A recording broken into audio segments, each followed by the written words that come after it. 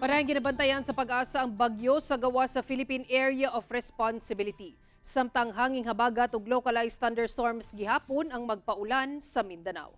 Ulay na matikdan ang tropical storm nga dunay international name nga Kanun sa 1,345 kilometers sidlakan sa Eastern Visayas. Nagliho kini pa north-northwest sa gipaspason nga 25 kilometers per hour. Sumala sa pag-asa, posible kining mosulod sa par ugma sa gabii o Domingo sa buntag ug tawagong bagyong Falcon. Wala pa kini direktang epekto sa nasud sa karon apan posible nining pakusgon ang habagat sa mga musunod nga adlaw.